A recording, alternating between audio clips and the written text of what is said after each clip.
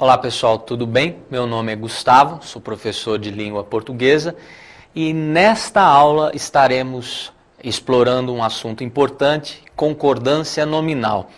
A concordância nominal não é tão complexa quanto a concordância verbal. Inclusive o número de regras que envolve esse assunto é bem menor, é bem mais reduzido. Mas há, sim, algumas particularidades, alguns casos especiais, nós destacaremos, sobretudo, esses casos, e eu chamarei bem a atenção de vocês para essas situações, e vocês perceberão os probleminhas que ocorrem no dia a dia, como nós nos habituamos, coloquialmente, a empregar de forma inadequada algumas palavras, e quando precisamos encaixar a frase de acordo com o que prescreve a norma culta, surge a dificuldade, porque estamos realmente habituados com a forma inadequada, aquela da linguagem coloquial. Lembrando, a linguagem coloquial é válida, as inadequações elas estão presentes, o que vocês não podem confundir é o uso coloquial com o uso culto. As situações formais exigem o emprego da norma culta. E é por isso que todos precisamos conhecer as regrinhas e estudar a gramática para utilizar de maneira correta os casos referentes à norma culta nas situações formais. Então vou começar destacando, meninos e meninas, a regra geral, que é muito fácil de entender. O funcionamento dessa regra diz respeito, inclusive, a alguns aspectos que todos nós aprendemos lá nos primórdios do ensino da língua portuguesa. E, por isso, a utilização da regra geral, ela se dá de maneira automática, de maneira inconsciente. O que prescreve a regra geral de concordância nominal?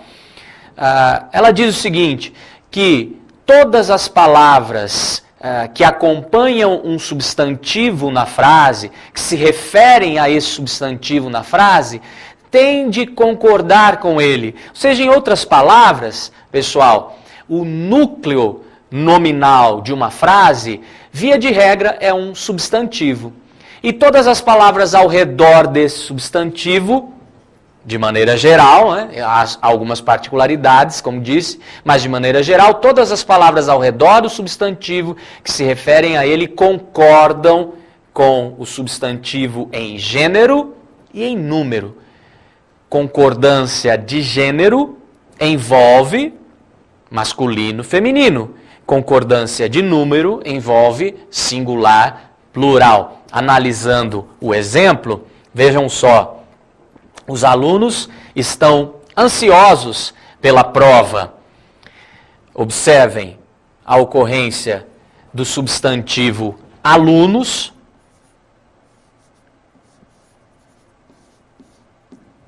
que, portanto, representa o eixo central desta frase, ou do aspecto nominal desta frase, e acompanhando esse substantivo, fazendo referência a ele, encontramos o artigo definido os, lembram o artigo definido?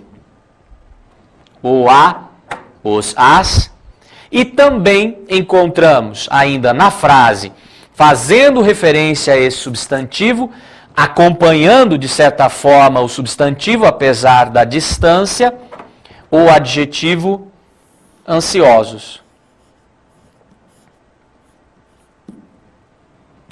Papel básico do adjetivo na língua portuguesa, caracterizar o ser, ou seja, caracterizar o substantivo. Notem como se dá a variação do substantivo na frase. Esse substantivo está no gênero masculino e no plural. Por isso, os termos que o acompanham, no caso o artigo e o adjetivo, concordam com ele no masculino plural. Então vejam só, isso é o que prescreve a regra geral, conforme disse agora há pouco, nós utilizamos essa regrinha de maneira automática, é inconsciente o uso muitas vezes, e dificilmente ouvimos pessoas por aí, por exemplo, construindo frases como: os alunos estão ansiosos, ansiosos pela prova. Não é esse o exemplo que eu queria dar. O exemplo que eu queria dar é frases como: aquelas meninas bonita. Então, esse tipo de frase nós não vemos com muita frequência por aí. Por quê? Porque estamos habituados a utilizar essa regra de maneira automática, de maneira inconsciente até. Regra geral, simples. E os casos particulares? Eu quero começar a descrevê-los agora. Então prestem atenção. Vejam só. Estes dois vocábulos pregam peças por aí em muita gente. Meio e bastante. O que vocês precisam lembrar, até para utilizar essas duas palavrinhas de forma bem prática, no dia a dia, quando estiverem resolvendo um exercício, numa prova e etc. Basta lembrar que meio e bastante variam como muito ou pouco. A associação aqui é lógica, não é mesmo? Bastante varia como muito. Meio varia como pouco. Então, se vocês lembrarem esse princípio, fica bem mais fácil verificar a concordância dessas duas palavrinhas em frases. Professor, eu não entendi muito bem o que o senhor quis dizer com variam como muito ou como pouco. Vou mostrar nos exemplos, então. Vejam só, eu quero completar esta primeira lacuna aqui com o vocábulo meio. Surgiu a dúvida quanto à flexão do vocábulo meio na frase? Posso trocar por pouco. Observem, se encaixarmos na frase o vocábulo pouco, a frase fica: não me venha com poucas palavras. A flexão do vocábulo pouco na frase é a mesma que devemos dar ao vocábulo meio. Se digo não venha com poucas palavras, digo não venha com meias palavras. Ou seja, meio varia como pouco. Na segunda lacuna, segundo exemplo, também quero completar com meio. Este caso é um caso bem interessante que diz respeito àquelas situações às quais me referi agora há pouco, em que no dia a dia estamos acostumados a ouvir a frase construída de uma determinada forma, mas a regra prescreve outro uso. Então, para que vocês não se confundam, enxergar a ocorrência da palavra meio da maneira como eu estou mostrando, ou seja, trocando pela palavra pouco, fica mais fácil. Vejam só, se quero completar com a palavra meio, surgiu a dúvida de como fica na frase, basta encaixar pouco. Notem, eu não poderia dizer aqui, ela estava pouca cansada, ou um pouca cansada. Eu diria, ela estava um pouco cansada. E aí, é a mesma análise, é a mesma comparação. Se eu diria, ela estava um pouco cansada, ela estava meio cansada.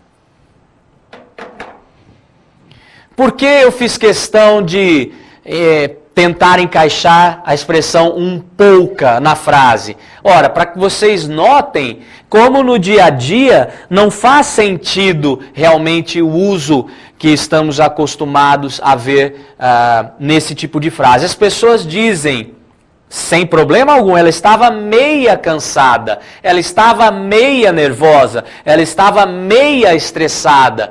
Todas essas construções são incorretas do ponto de vista da norma culta, porque se ela estava um pouco cansada, ela estava meio cansada, ela estava meio nervosa, ela estava meio estressada.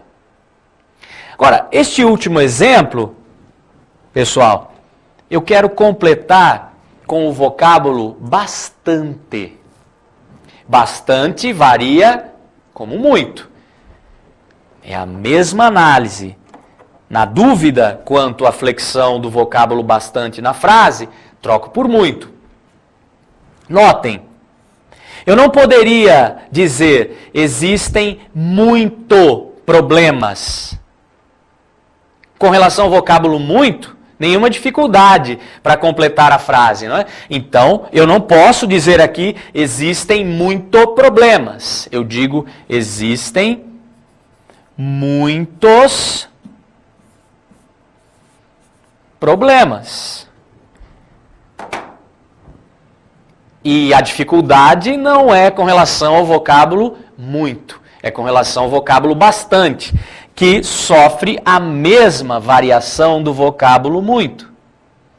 Bastante não sofre flexão de gênero, mas, vejam só, sofre flexão sim de número. Se existem muitos problemas, existem bastantes problemas. Bastantes, professor? Sim, exatamente. Por mais estranho que pareça. Ou seja, é uma ocorrência que quando aparece por aí, muita gente acaba se confundindo. A forma correta é realmente, existem bastantes problemas. Portanto, fiquem atentos. A observação importante aqui, no que diz respeito ao emprego do vocábulo meio, é uma outra situação em que a variação de meio não tem relação com a variação do vocábulo pouco. Meio na língua portuguesa pode equivaler a metade. Meio igual a metade é numeral. Por isso, concorda em gênero e número com o termo a que se refere. Se meio for igual a metade na frase, a concordância com o termo a que se refere é de gênero e número. Aqui o exemplo clássico, e muita gente escorrega ainda hoje nesse exemplo. Vamos ver como fica? Quero completar a lacuna com o vocábulo meio. Meio que neste caso indica metade da hora.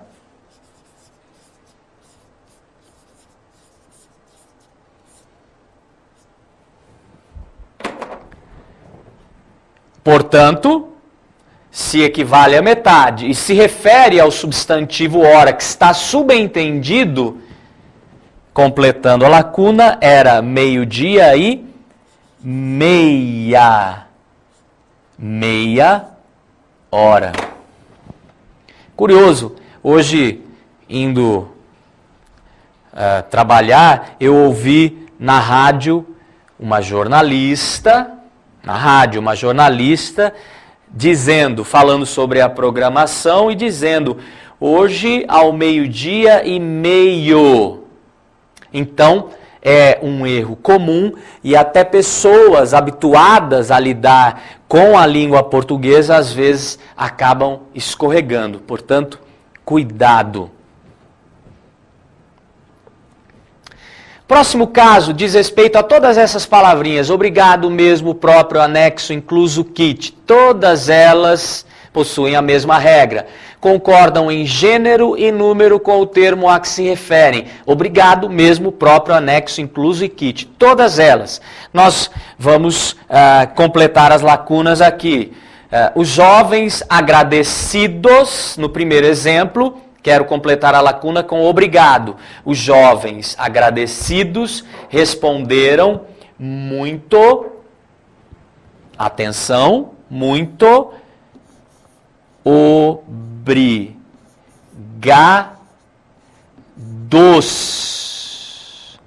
pasmem vocês ou não, a regra diz, o vocábulo obrigado concorda em gênero e em número com o termo a que se refere. E se faz referência, no caso, ao substantivo jovens, a lacuna só pode ser completada com o termo obrigados.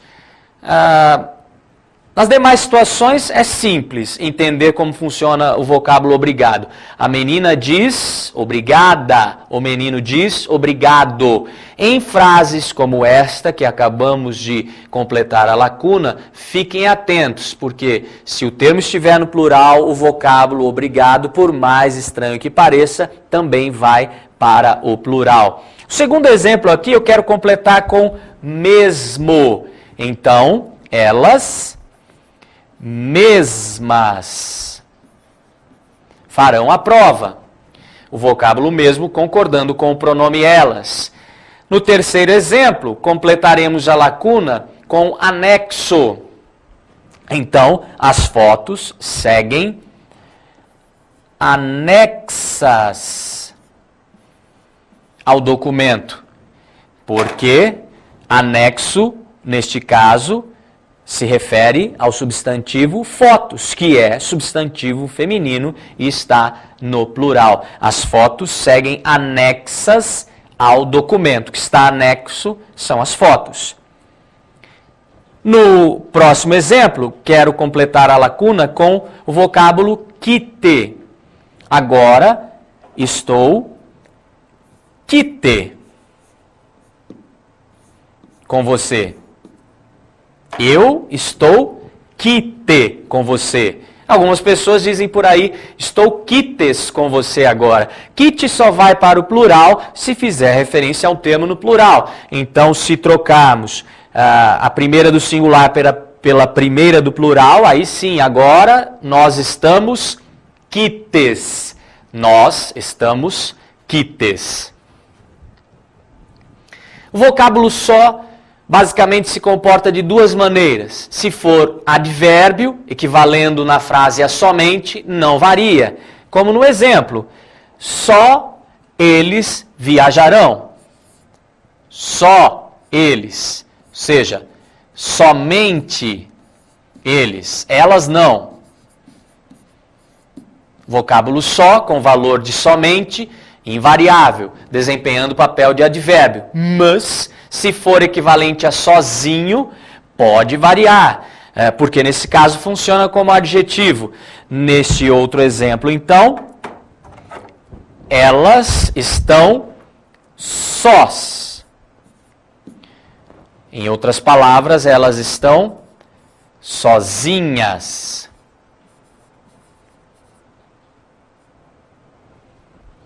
Elas estão sós, porque elas estão sozinhas. Então, são duas possibilidades de variação para o vocábulo só, duas possibilidades de emprego que dependem do sentido desse vocábulo na frase. Próximo caso envolve esse tipo de frase que é bastante comum na língua portuguesa e também há duas situações distintas. Frases como é proibido entrada. Essas frases, se especificarmos o aspecto gramatical, são frases em que se formam predicados nominais com o verbo ser. Na prática, vocês nem precisam lembrar que se trata de um predicado nominal. Basta tentar reconhecer a estrutura da frase. Então, a primeira situação é a seguinte: se o sujeito não vem precedido de artigo ou qualquer modificador, a expressão fica invariável. E aí vamos pegar o exemplo mais habitual, a segunda frase aqui, é proibido permanência. O sujeito da oração, permanência. Aqui está o sujeito da oração. Notem. Este sujeito, vou marcar com um X aqui, não está acompanhado por determinante, por artigo ou qualquer outro determinante, outro modificador. Se não há artigo, se não há qualquer modificador, diz a regra, a expressão fica invariável. Por isso é proibido permanência. A dificuldade aqui qual é? O termo permanência é um termo feminino, mas nesse tipo de frase eu só posso concordar no feminino se houver um determinante. Como vimos, não há determinante e por isso a expressão fica invariável. Notem como algumas frases são estranhas, como esta última, não é? A água é bom para emagrecer. É a mesma situação, é a mesma análise. Sujeito água. O sujeito água não está acompanhado por determinante. E vou marcar aqui na frase com um X. O determinante estaria aqui, no início da frase, antecedendo ao sujeito. Como não há determinante, o que ocorre com a expressão? A expressão fica invariável, mesmo a palavra água sendo um substantivo feminino. Agora, vejam o que acontece se o sujeito, nesse tipo de frase, vem precedido por artigo ou qualquer outro modificador, qualquer outro pronome, por exemplo, feminino. No primeiro exemplo, vejam só, é proibida a permanência. Então, observem a diferença clara. O sujeito, a permanência. O sujeito, a permanência, está antecedido por um artigo. E por isso, agora, se vem antecedido por um artigo, a expressão concorda no feminino. Então, basta observar se há artigo ou outro modificador no feminino antecedendo o sujeito ou não para fazer essa concordância.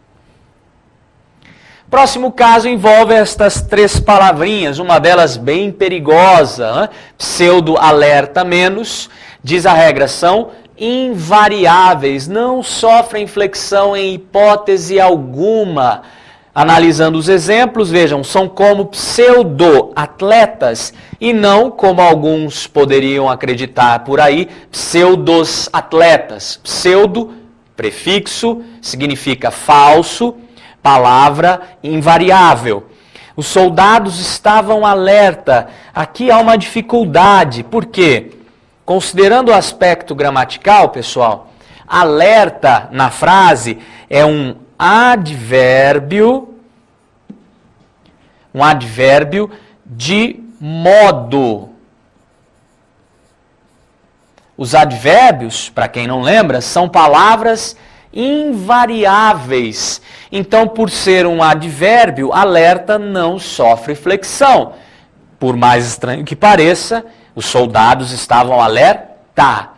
Muitos constroem esse tipo de frase como os soldados estavam alertas, colocando no plural. Gramaticalmente, isso não vale, porque alerta é advérbio de modo, palavra invariável. E a outra palavrinha aqui, bastante complicada, menos, que é advérbio também, um advérbio de intensidade. Se é advérbio, palavra invariável, portanto, há menos pessoas na sala. E não como muitos insistem nesse tipo de frase, há menos pessoas na sala. Menos não existe em hipótese alguma na língua portuguesa. Cuidado!